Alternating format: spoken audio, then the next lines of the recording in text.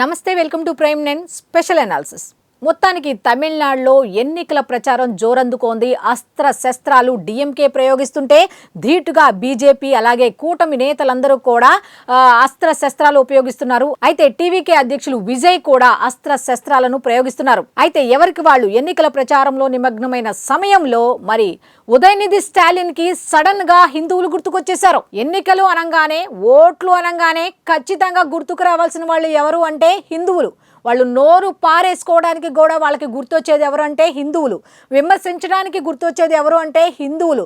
ఒకప్పుడు వైరస్, సనాతన ధర్మం అంటే డెంగ్యూ వైరస్తో పోల్చిన ఒక మహానుభావుడు ఇప్పుడు ఎన్నికల్లో ఓట్ల కోసం సనాతన ధర్మానికి సంబంధించిన దేవాలయాలకు వెళ్ళి పెద్ద భక్తుళ్ళ, వీర భక్తుళ్ళలాగా, పరమ భక్తుళ్ళ అక్కడికి వెళ్ళి ఏదో నటిస్తున్నాడు అన్న విషయం అందరికీ తెలిసిందే. ఆ నటన కూడా ఎక్కువ శాతం నిలుపుకోలేకపోయాడు. ఏ విధంగా అంటే గుడిలోకి వెళ్ళాడు, మంచిగా తీర్థప్రసాదాలు తీసుకున్నాడు, అర్చకులు బొట్టు పెడితే ఆ బొట్టు వల్ల ఏమైందో, ఆయనకు వచ్చిన నష్టం ఏముందో, అలాంటప్పుడు ఎందుకు వెళ్ళాలి, అలాంటప్పుడు లోపలికి వెళ్ళి హిందూ మనోభావాలు ఎందుకు దెబ్బతీయాలి అంటూ హిందూ సంఘాలు మండిపడుతున్నాయి.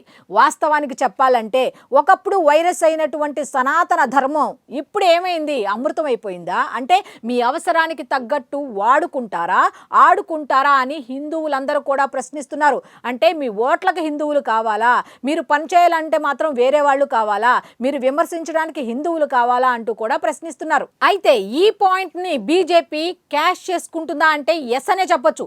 ఇది బీజేపీకి సంబంధించిన ఇష్యూ మాత్రం కాదు, ఇదైతే ఖచ్చితంగా హిందూ మనోభావాలకు సంబంధించిన ఇష్యూగానే చూడొచ్చు.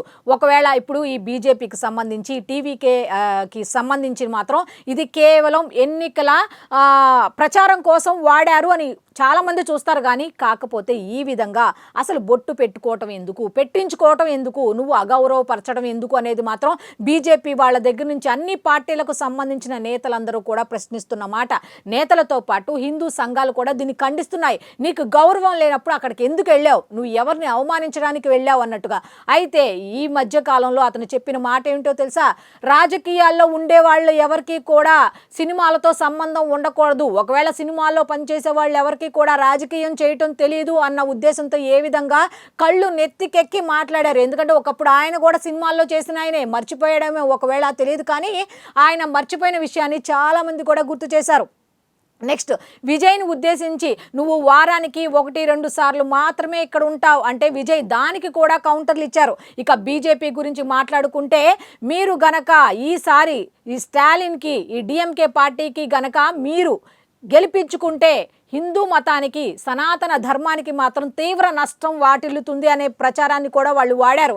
అయితే వాస్తవంగా వాళ్ళకి పాజిటివ్గా చేసేలా, కలిగేలా ఇప్పుడు ఈ ఉదయనిధి స్టాలిన్ కూడా ప్రవర్తించారా అంటే ఎస్ అనే చెప్పొచ్చు. నిజంగా ఒక వాస్తవంగా చూడాలి అంటే ఒక ఎన్నికల్లో ఒక ప్రజాప్రతినిధిగా ఉన్నటువంటి వ్యక్తి ఏం చేయాలి అంటే అన్ని మతాలు మనవే, అన్ని కులాలు మనవే, అన్ని జాతులు మనవే అన్నట్టుగా అందరినీ కలుపుకొని ముందుకు వెళ్ళాలి. అంతేగాని నువ్వు ఎదుట వ్యక్తిని ఎలా అగౌరవపరుస్తావు అనేది చాలా మంది మాట్లాడుతున్న మాట.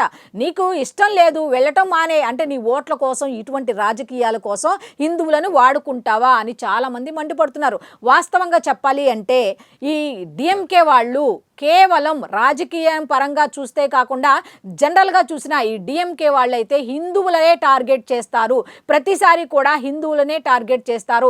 వైరస్ అని పోల్చినప్పుడే గట్టిగా సమాధానం గనక బయటకు వచ్చి హిందువులు ఇచ్చి ఉంటే ఇప్పుడు ఇలాగా హిందూ దేవాలయంలోకి వెళ్ళి ఓట్ల కోసం హిందువులను అట్రాక్ట్ చేసుకోవటానికి బొట్టు పెట్టించుకొని బయటకు వచ్చి ఆ బొట్టును వెంటనే తుడిపేశాడు, తీసేశాడు అంటే దాని అర్థం ఏమిటి, హిందువులని ఎలా అగౌరవపరుస్తున్నాడు అనేది. కాబట్టి ఈ తమిళనాడులో ఉన్నటువంటి హిందువులందరూ కూడా ఏకమయ్యి ఈ డిఎంకేకి ఓట్లు వేయకుండా ఉంటే బెటర్ అనేది చాలామంది, ముఖ్యంగా బీజేపీ వాళ్ళు చెప్తుంది ఏంటంటే మీకు సనాతన ధర్మం, హిందువుల యొక్క గొప్పతనం తెలియాలి అంటే మీరు ఖచ్చితంగా వీళ్ళకి ఓటు మాత్రం వెయ్యకండి.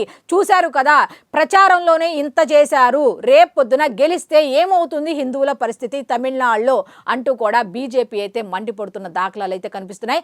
ఎట్టకేలకు ఇక్కడ ఓవరాల్గా ఈ వీడియో పరంగా చెప్పేది ఏంటి ఏంటి అంటే ఓట్ల కోసం హిందువులని ఈ విధంగా వాడుకోవడం కరెక్ట్ కాదు, వాళ్ళ మనోభావాలతో ఆడుకోవటం కరెక్ట్ కాదు. ఎందుకంటే మీ గెలుపు ఓటములకైతే హిందువుల్ని వాడుకుంటున్నారా, ఇది ఎంతవరకు కరెక్ట్? మీ రాజకీయాలకు తగ్గట్టు మీరు మాట్లాడుకోండి, అంతేగాని హిందువుల మనోభావాలు అయితే దెబ్బతీసేలా ఈ విధంగా ప్రవర్తించవద్దు అని చాలా మంది చెప్తున్నమాట.